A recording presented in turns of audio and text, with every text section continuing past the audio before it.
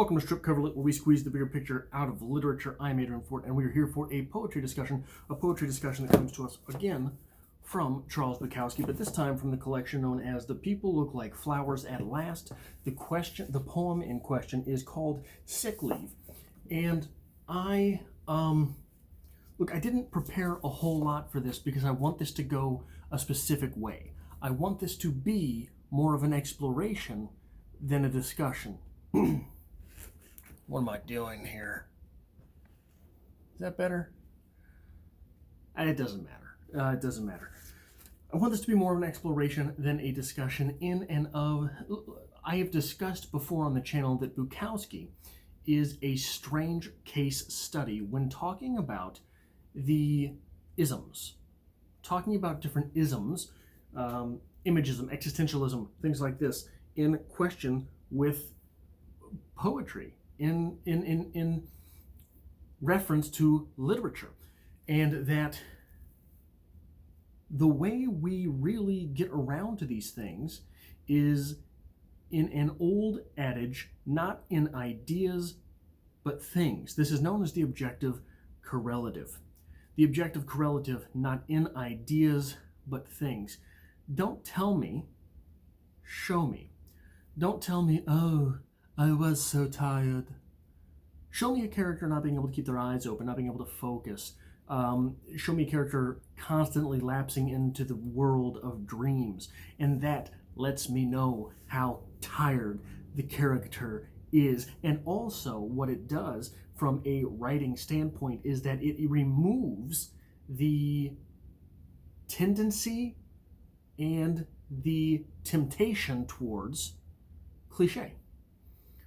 When you give us things instead of ideas, you are forced to put them on your tongue. You were forced to tell us things, you were forced to show us things, not tell us. You might be tempted into the cliche of saying, I was so tired I couldn't keep my eyes open. Just show us the character not being able to keep their eyes open. Just give us that. The poem in question, Sick Leave, reads as such.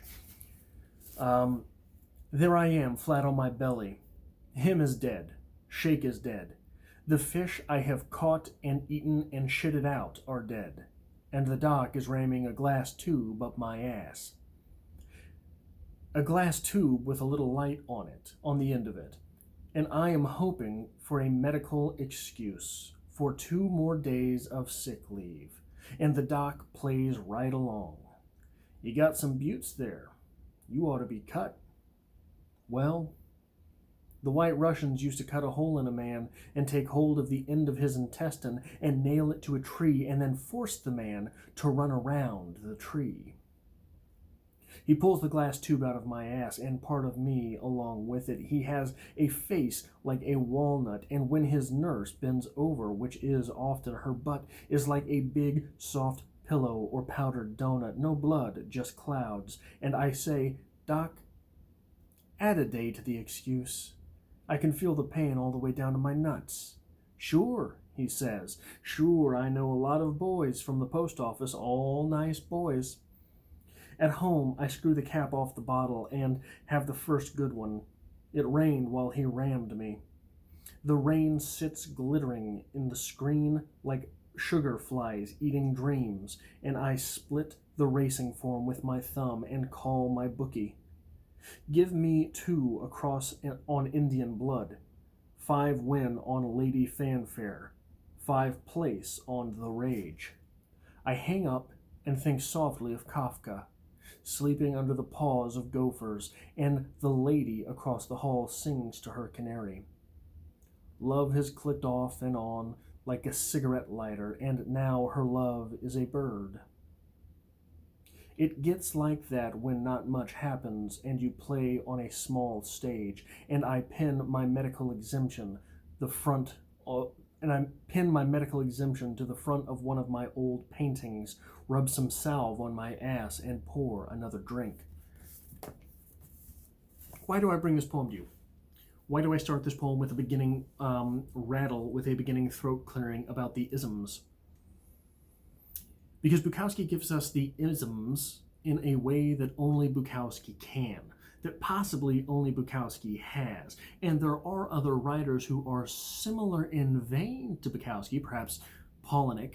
What it is with these guys and their weird last names, I can't tell you, but Bukowski and Polinick both give you images that only they give you. If you have ever read Haunted by Polinick, if you ever read Fight Club is the obvious one, but not the most obvious example for this. If you've ever read Choke, Bukowski gives us a lot of these types of Bukowskian images.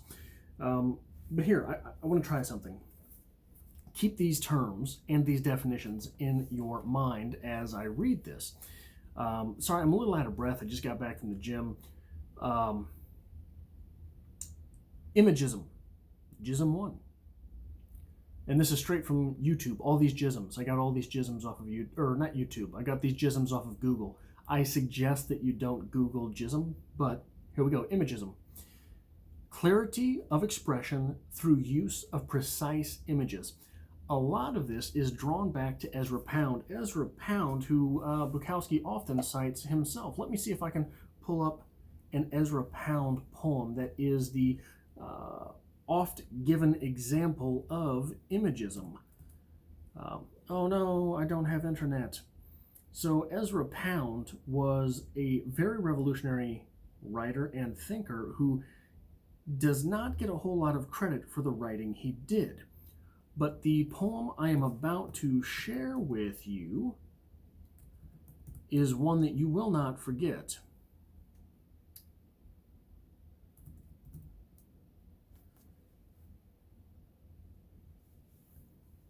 Pardon me. This is In a Station of the Metro by Ezra Pound. Now, be prepared for the longest poem you've ever heard in your life. The apparition of these faces in the crowd, petals on a wet black bow. That's it. In a station of the metro.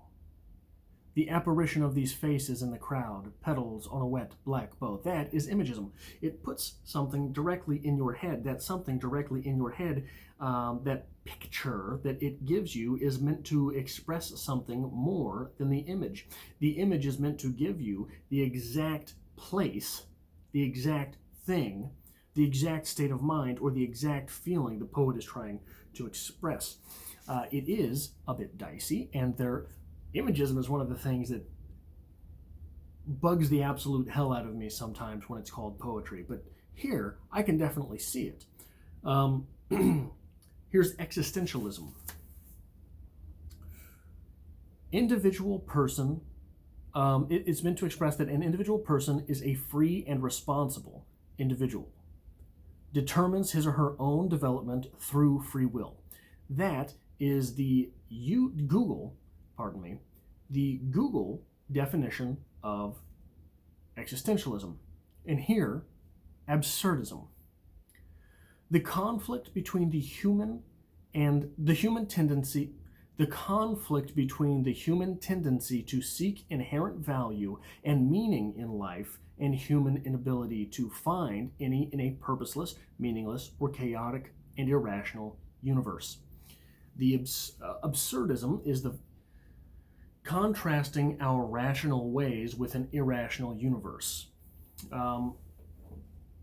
Both existentialism and absurdism often lead to nihilistic critiques, but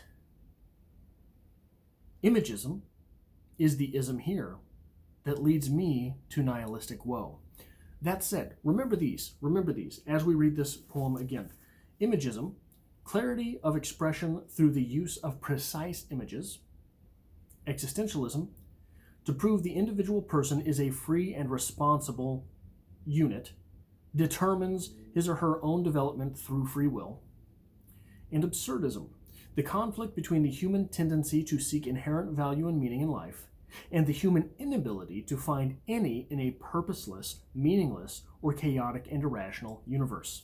Just keep those roaming around in here. Keep those bouncing around in your mind. Sick leave.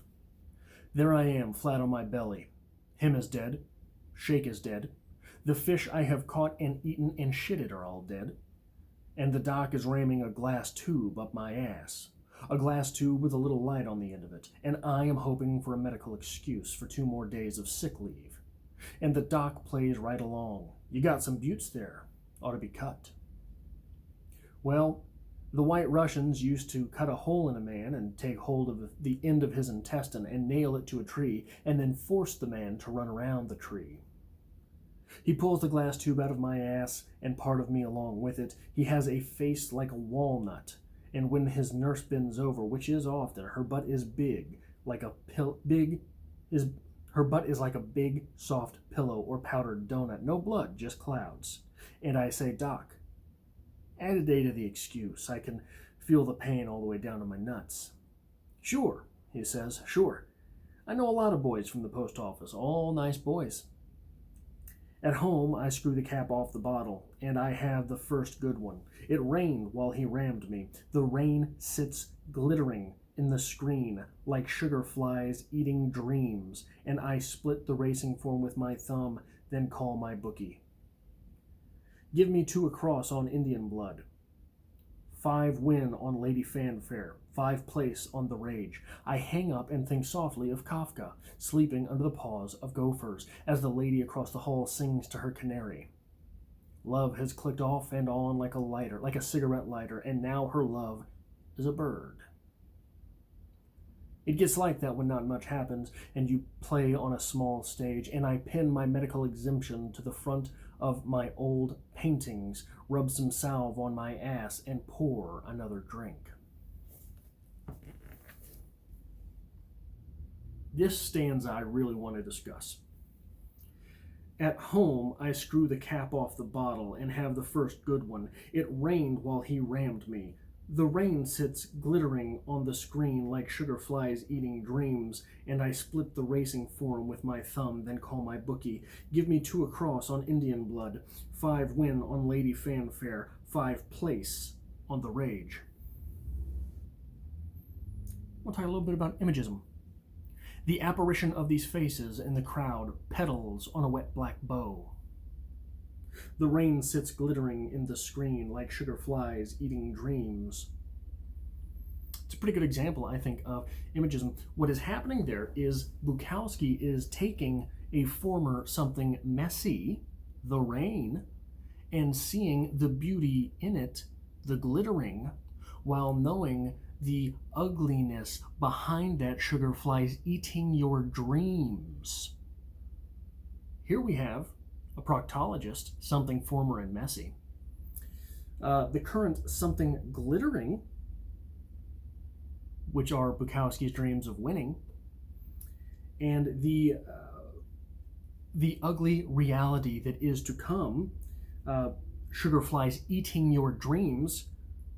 On the very kissing page to this, love has clicked off and on like a cigarette lighter, and now her love is a bird. This is what happens when you play on a small stage. This is the ugly thing that is real and moving into the future. That is the imagism in this third stanza of this poem. Existentialism. To prove that the individual is a free and responsible agent, I wrote this in shorthand. I apologize. Here, I got the internet up. Let's just do this. We're going to go to Google. I don't have the internet again. See, this is what happens. Right in that short amount of time, my internet is connected. Why? Why do you do this to me? I'm trying to do something. Damn it, Spectrum. Come on, Google. Existentialism. Boom. A philosophical theory or approach which emphasizes the existence of the individual person as a free and responsible agent determining their own development across acts of free will. Determining their own development across acts of free will. What is the act of free will here? Bukowski screws the top off that bottle and then calls his bookie. A return to the flies eating dreams. This is the ugly reality in which Bukowski lives, in which Bukowski manifests all of those things which he will and will not accomplish. That is the existentialist part here. Absurdism, a conflict between the human tendency to seek inherent value and meaning in life and the human inability to find any in a purposeless, meaningless, or chaotic and irrational universe. Here we have Bukowski not seeking. Here we have Bukowski subject to something which is supposed to be a routine medical check. At a certain age, guys are supposed to have stuff rammed up their butt. You're free to do so beforehand, but, at some point you really ought to try it. Bukowski takes that, swigs away all of the health thought, all of the, hey, you really ought to be better to yourself, swigs it away, and goes straight into calling his bookie. Because, why? There is no real freedom. The freedom that you have, according to Bukowski herein, is to do what you want, not to do what will make you better. And sometimes the universe will smile upon you and give you something that you've won. Not that you've earned, but that you've won. Give me 2 across on Indian Blood, 5 win on Lady Fanfare, 5 place on The Rage. This is what is happening in this poem. All of these different isms slapping together as Bukowski gets one rammed up. I don't know about you. I have had prostate exams.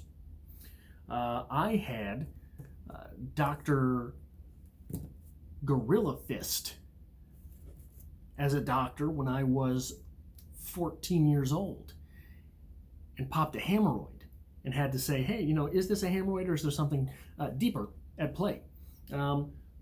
Those experiences really force you into a deeper type of complex thought.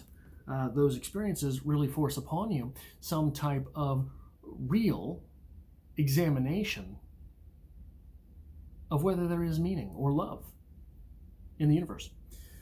So here we have all of these different isms at play in a Bukowski poem about getting something shoved up your butthole. If there was ever a poet that could do it, it is Bukowski. But revel in the fact that it was done. Don't say that the poetry wasn't there. Don't say that the expertise wasn't laid herein. Don't say, oh, I just didn't get it, because it's there. There is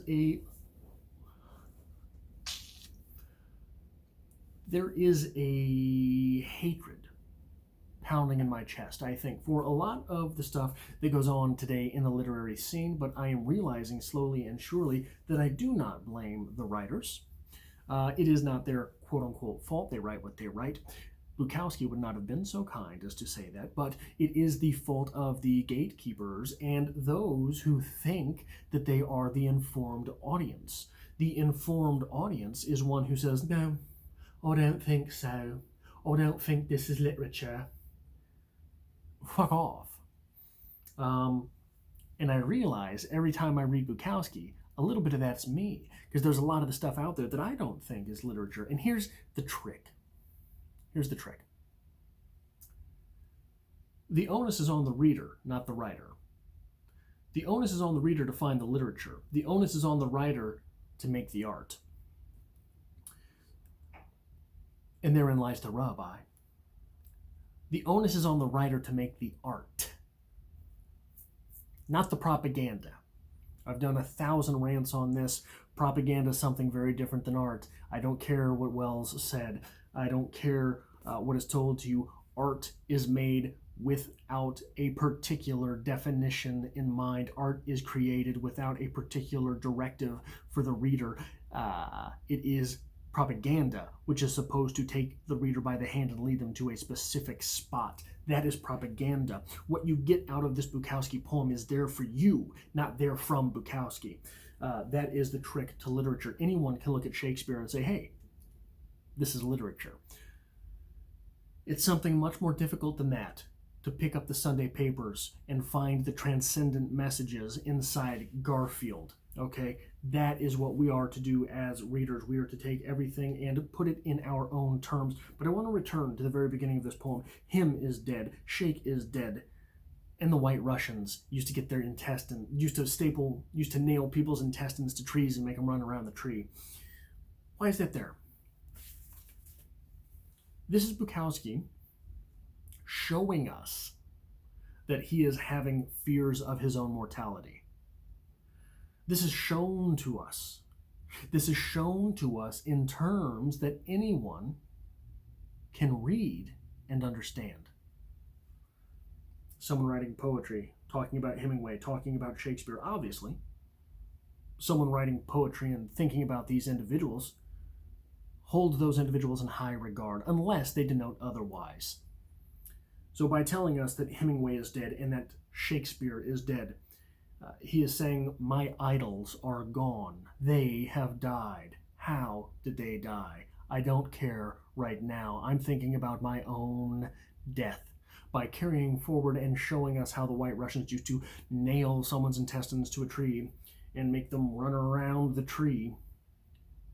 Completely ghastly, by the way. Holy shit. You're giving us the precise tract through which you are currently afraid that you will die. Your digestive tract, right?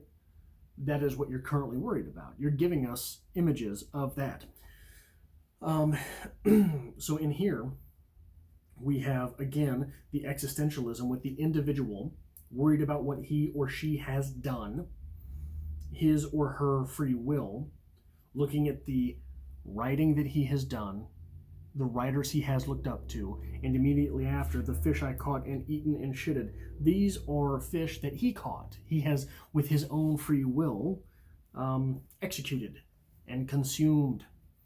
This is a bit of existentialism in that.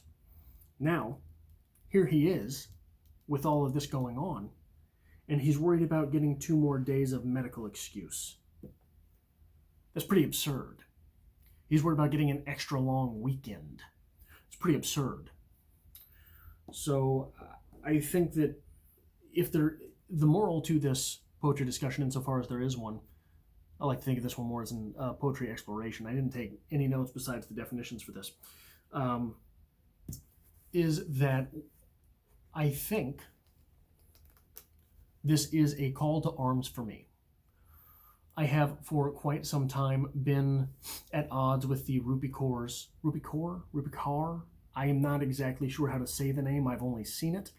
Rupikor, I think it is. K-A-U-R, Kor.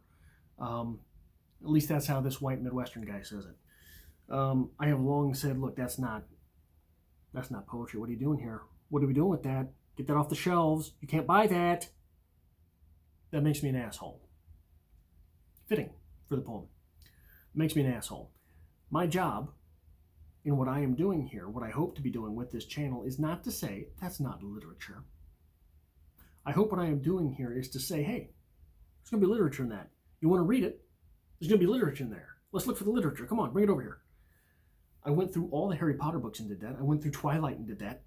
I think that my job here is to look through this. Here's what I want to do. The stuff that people say is not literature, let's bring it up. The stuff that people say is literature, there's several books in the last couple of years that, oh, it's so great. You simply have to read this, the future of literature. They'll be reading this in 100 years. No, they won't. No, they won't. Because it's not literature, it's propaganda. I hope that to be what I point out on here. And to make, maybe, literature of it in an ironic way. To take something out of the context for which it was written and make literature out of it in an ironic way. This was just a rant. I'm sorry. I've been worked up a little bit lately. I'm glad to have gotten this off my chest. I hope to see you back. I have new videos here Monday, Wednesday, and Friday. I have new videos on my personal channel Monday, Wednesday, and Friday. There's a link to that channel in the description below. Here, Mondays are for poetry. The other 2 days of the week are for other literature. On my personal channel, I do movie reviews. I do goal-setting stuff. I do a little bit of nonfiction. I do a little bit of a lot of stuff over there. I haven't quite found an identity for that channel yet. Again, there's a link to that in the description below. I hope to have you over there as well. Yeah, let me know what you think about this type of thing. Let me know what you think about this poem. And I hope to see you next time for another video. I hope to see you on my other channel. and let's talk poetry as often as possible.